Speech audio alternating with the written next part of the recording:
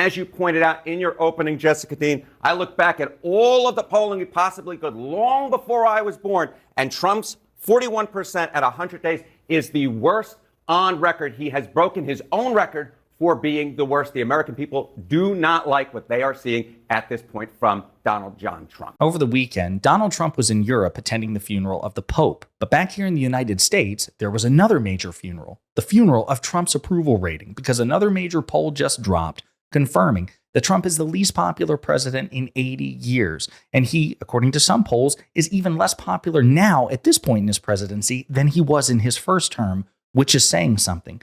These developments have stunned CNN's data analysts, and we have to talk about it. But before we do, if you end up liking this video and you want to support the channel, please be sure to hit the like, subscribe, and alert bells before you go.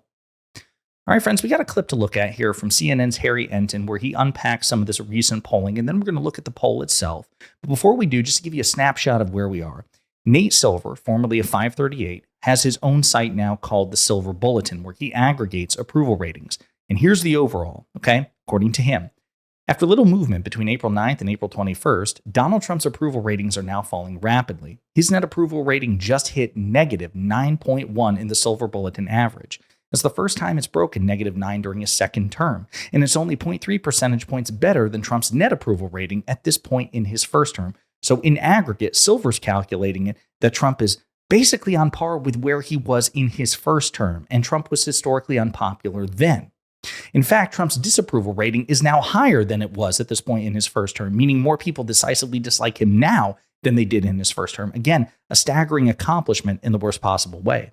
On day 98 of term 1, 51.8% of Americans disapproved of Donald Trump. Today, 98 days into term 2, 53.2% of Americans disapprove of Donald Trump. That's a staggering number. And so we're going to unpack this clip when we play it of CNN's Harry Enten going through some of these recent polls, and then we'll take a look at a big one, Reuters Ipsos. We have a brand new CNN poll showing Americans are turning on him after propelling him back into office just 6 months ago. According to this brand new poll, Trump's approval rating now standing at just 41%. To give you some context, that is the lowest for any president at this point in his term in the history of modern polling, going all the way back to Eisenhower. This beats the record Trump himself set at the 100-day mark of his first term back in 2017.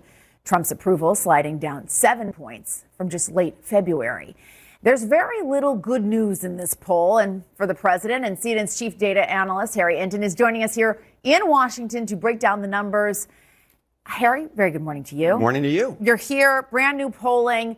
Where are we 100 days, almost 100 days into President Trump's second term as compared to his first? I mean, these numbers are just horrible. There's no way to sugarcoat it. And the first way we'll sort of point that out is we'll look at where Donald Trump is now versus where he was 100 days into his first presidency. And you see it here. You don't have to be a mathematical genius. 41% approve of him now. It was 44% back in 2017 around the 100-day mark. And what's so notable here is that throughout his second term as president, he tended to be running ahead of where he was in his first term. No longer is that the case. He has fallen below where he was at this point in his first term. Of course, this is just Trump. Let's compare him to other presidents. And I really think this kind of puts a bow on it. And you can see it here. You see the 41%. That is 12 points below Joe Biden. That's 3 points below where he was in his first term. Look at where Obama was, 63%. He's 22 points below that. And George W. Bush at this point in 2001, he is, again, 21 points below. And as you pointed out in your opening, Jessica Dean, I look back at all of the polling we possibly could long before I was born, and Trump's 41% at 100 days is the worst on record. He has broken his own record for being the worst. The American people do not like what they are seeing at this point from Donald John Trump. It's just also amazing to see the 60s. Not that long ways ago. Away. Yeah. Now, Trump ran, obviously, on immigration and the economy. What kind of marks are people giving him on those two issues? Yeah, okay, so let's take a look at the issues, right? Because it's not just about overall, it's about the issues. So, again, let's pause that for just a second because, again, Harry Enten's wildly entertaining when he unpacks data analysis like that. He gesticulates quite a bit. He's very animated. But it's staggering. It really is. We've always known, those of us who paid attention, that Donald Trump is not particularly popular. Some of his apologists, including enlightened centrists, want you to believe that, people love what he's doing. It's just not true. And Trump's polling has been the trajectory of Trump's polling has been downwards, even on the issues, for weeks, if not months. But seeing it put so starkly, I imagine if he sees that clip going viral, he's going to be very pissed.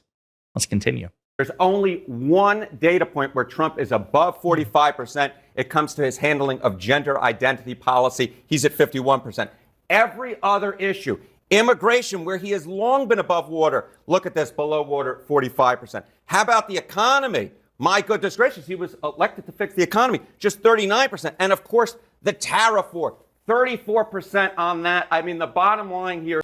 So again, let's think about this for a second. Right now, Trump is barely above water on a niche culture war issue like gender identity, right? Where Republicans, and MAGA Republicans in particular, have been demagoguing the hell out of that issue to try to exploit it for their political advantage and hurt Democrats, right? So basically this idea, Donald Trump's better on trans bathrooms, right?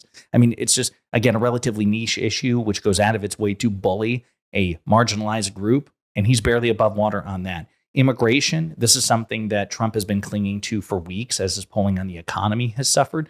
People want mass deportations. People want undocumented migrants out of the country. And depending on the polling question, there is data to support that. But people don't like how cruel, capricious, and ruthless Donald Trump has been. And they don't want people. The majority of Americans do not want undocumented immigrants kicked out of this country who don't have a criminal record, who have been contributing in their eyes to society. They don't like this, which is why they are reacting so negatively to the Kilmar Abrego Garcia case. This is an immigrant who was ordered not to be deported to El Salvador, and that is the one country out of the 250 plus countries on earth. That's the one country that Trump sent him to in violation of a court order.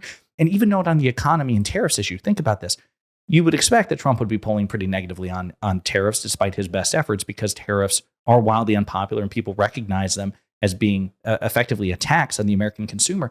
But this poll went out of its way to separate those two issues. They separated them, and Trump is still underwater on the economy. That's how disastrous his management of it has been. That even if you separate tariffs, if you divide the mashed potatoes and green beans, nobody likes the plate, period. It's bad news for Trump. We'll continue. It's just very simply, the numbers for Donald Trump are awful, awful, awful in this poll. And then, of course, you look again on the economy, we compare it to where we were back in 2017. You see the 49% there. Look here, 39%, 10 points below where he was. I'm going to make the green mark a little bit better there, 49%. And again, I went back and looked at all the presidents I possibly could since 1977, and Donald Trump on the economy here, it's not just the lowest for this term, it's the lowest for any president on record 100 days into a presidency. Just no bueno, Jessica. That is really remarkable. Okay, so how confident are people that he's going to use the office of the presidency responsibly? Yeah, okay, so we're talking about the issues. Let's just talk a little bit here about just the overall way that Donald Trump is going about his business, right? Use presidential power responsibly. No confidence Trump will. Well, back in December of 2024, it was 46%. Look at where we've jumped to now. 54% of Americans have no confidence that Trump will use the power of the presidency responsible. And so this just tells you on every single different data point you could possibly look at, whether it be Trump's overall approval, whether it be the issues for Donald Trump, or how he conducts himself in office, all of these numbers are pretty much terrible for Donald Trump at this point. And so you just see it here. 54% who say that no confidence he's going to use presidential power responsibly. It's just no good, Jessica. It is not good. It is devastating for Donald Trump, and I would argue that means it's good for America in the sense that there's recognition of what Donald Trump actually is. And you could also interpret it as being bad news because whether he's popular or not, he's still going to be in office at least for the next 4 years. There is nothing that the Republican Party, that Donald Trump could do that the Republican Party would impeach or convict him. It's just not possible. So he's locked in for the next 4 years. But at least, for God's sake, finally, the American people are starting to wake up as to who Donald Trump is, his stupidity, his narcissism, his authoritarian instincts. We're starting to see it. And it wasn't just the CNN poll. It was also Reuters, Ipsos, and ABC. Trump has lowest 100-day approval rating in 80 years, according to a poll. Donald Trump has the lowest 100-day job approval of any president in the past 80 years. with public pushback on many of his policies and extensive economic discontent, including a broad fear of recession, according to a new ABC News Washington Ipsos poll. I'm sorry. So I guess it wasn't Reuters. It was Ipsos, though. Sadly, yet he still beats Democrats in Congress in terms of trust to handle the nation's main problems. 39% of respondents in this ABC News Washington Post Ipsos poll said they approve of how Trump is handling his job as president, down 6 percentage points from February, while 55% said they disapprove. The previous low in approval rating for a president at near or 100 days in office, in polls dating back to 1945, was Trump's 42% in 2017. Perhaps most threatening to Trump, given his promise of an economic turnaround, is the extent of negative views on the economy. 72% said they think it's very or somewhat likely that his economic policies will cause a recession in the short term. 73% said the economy is in bad shape. 53% says it's gotten worse since Trump took office, and 41% said their own finances have worsened, which is as many as those who said under President Biden last summer. Ouch. Ooh. 39% approval, 55% disapprove. That's just what's worse than the CNN poll. The economy since Trump took office, 21% say better, 53% say worse. Prices for the things you want or need, 62% say it's going up. Likelihood of Trump's policies causing a recession, 72%. Staggering. 62% said prices, which as a candidate Trump pledged to curb, are rising. 71% said they see his tariffs as a negative factor in price inflation. Again, thank God, because that's economics 101. And just 31% in this poll, produced by ABC for Langer Research Associates with fieldwork by Ipsos, said they accept Trump's argument that the economy will emerge with a stronger foundation for the long term. Just 31%.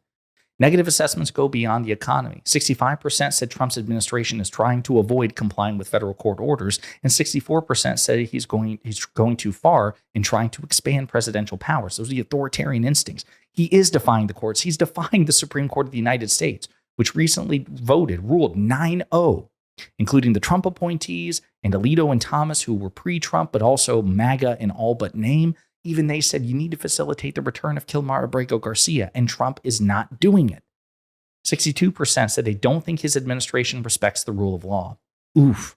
Majorities also expressed concern that Trump will do too much to reduce the size and role of government, argued he's acted, which is 58%, argued he's acted beyond his authority as president without justification, 56%, and doubted the Trump administration's commitment to protecting citizens' rights and freedoms, 55%. Ouch. Yep, 65% trying to avoid complying with court orders, 64% going too far to expand presidential powers. Jesus, these numbers. Oof.